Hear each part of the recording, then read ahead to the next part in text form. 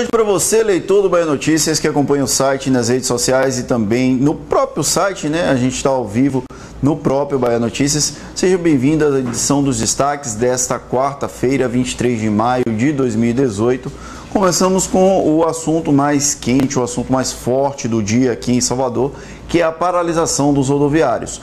Uma reunião realizada entre o Sindicato dos Rodoviários, o Sindicato Patronal e o Tribunal Regional do Trabalho da 5ª Região, o TRT da Bahia, terminou sem acordo e a greve permanece. Não há mudanças no cenário, pelo menos até a tarde desta quinta-feira, quando uma nova Assembleia dos Rodoviários vai analisar uma proposta feita pelo próprio TRT de reajuste de 2,2%.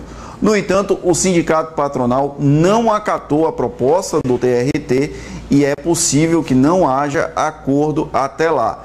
Às 18 horas, nesse exato momento que você está assistindo o live aqui do Bahia Notícias, o Bem na Tela, o prefeito de Salvador vai fazer um pronunciamento depois de se reunir com o Sindicato Patronal e com representantes da categoria.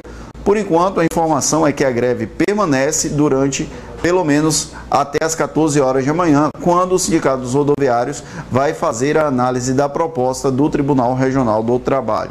O que acontece amanhã? O Sindicato dos Rodoviários garantiu que vai cumprir a liminar de 30% do efetivo e 50% no horário de pico, mas vai rodar com catraca livre, ou seja, os usuários não vão pagar pela tarifa, não vão pagar a passagem. A medida desagrada os empresários, porém, com isso, a categoria, os rodoviários, ganham o apoio da população nessa questão.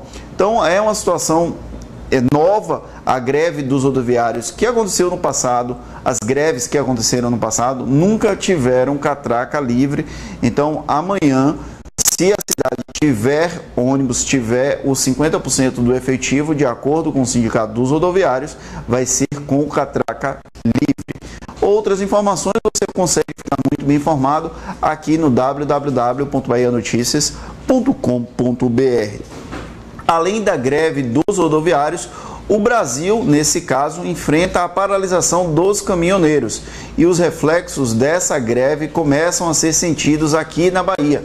No interior do estado, algumas cidades como Vitória da Conquista, Jiquié e Itabuna já sofrem com um desabastecimento de combustíveis. A informação foi confirmada pelo Sindicombustíveis e é uma situação que vai perdurar enquanto permanecer a greve dos caminhoneiros, bem como a interrupção de rodovias, sejam BAs ou BRs, como tem acontecido desde ontem, desde segunda-feira, quando foi iniciada a série de manifestações dos caminhoneiros.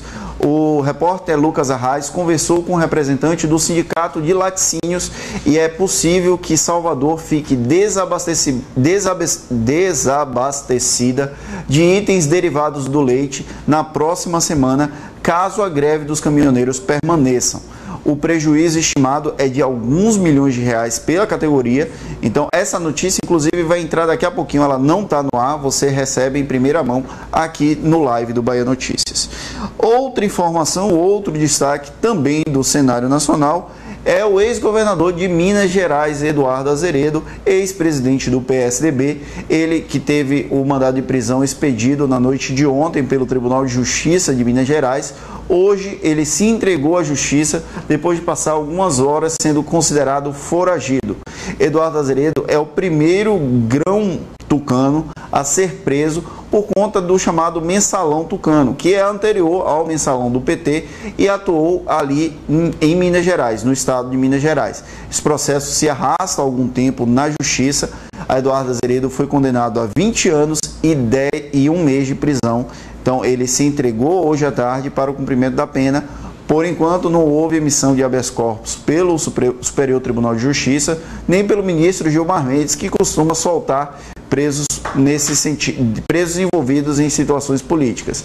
Eduardo Azeredo, como eu falei, é o primeiro tucano, grande tucano a ser preso depois de uma condenação em segunda instância.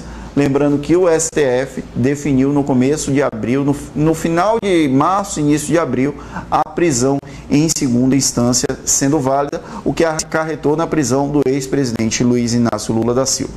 Esses são os destaques políticos, os destaques mais fortes, mais sérios, digamos assim, mas nos esportes, hoje tem Bahia e Blooming pela Sul-Americana, você acompanha a cobertura completa do repórter Ulisses Gama um pouquinho mais tarde, mas hoje o repórter Glauber Guerra flagrou uma situação inusitada no Esporte Clube do Vitória.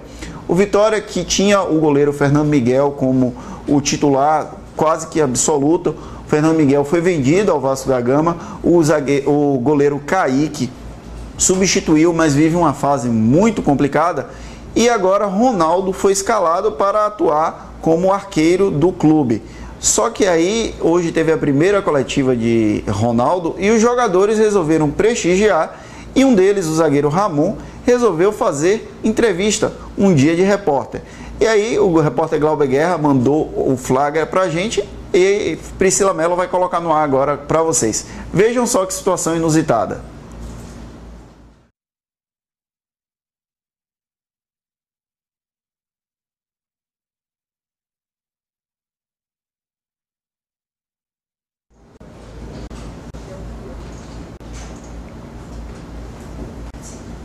Pode seguir?